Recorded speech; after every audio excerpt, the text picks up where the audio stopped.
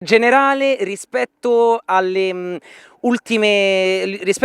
partite, o comunque diciamo rispetto all'inizio del girone di ritorno, il Cotton ha cambiato marcia nelle ultime partite, sembrava quasi prendere la rincorsa per quelle che sono state quelle che saranno poi le fasi finali. È più importante la conquista della regular season o del titolo dei playoff per lo scudetto ad Alba, per te o per i ragazzi in generale? È seria la domanda?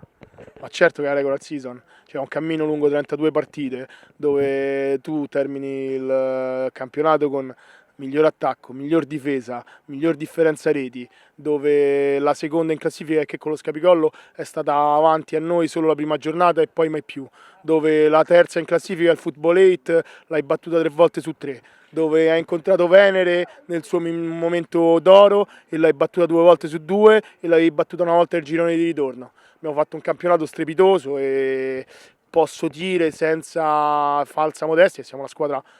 nettamente più forte. Poi ad Alba a sconto secco può succedere di tutto, però mi sembra paradossale che la prima in uno scontro diretto può perdere con la sesta e la sesta diventa campione. Cioè,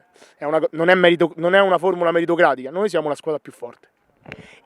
Però in generale appunto è difficile presentarsi con questo cammino alle spalle ad Alba Adriatica in generale, cioè c'è da giustificare quello che è successo prima o gli avversari possono comunque giocare contro il Cotton Club con la mente libera secondo te, alla luce proprio di quello che mi hai detto adesso? Beh, ad Alba Adriatica si rimette tutto in gioco, a noi mancheranno, ma non lo sto dicendo per mettere le mani avanti, mancheranno tantissimi giocatori perché purtroppo dei punti chiave del nostro gioco sono Mario Artistico, so Federico Blandino che ad Alba non ci saranno i vecchi che hanno portato dall'altro anno, dalla A2 al primo anno A2 hanno vinto tutto e l'hanno portato in A e hanno tirato la carretta dall'inizio dell'anno, quindi non abbiamo paura, però sicuramente sarà una squadra che avrà delle mancanze grosse, forti, ma noi andiamo là per vincere. Il Cotton quando scende in campo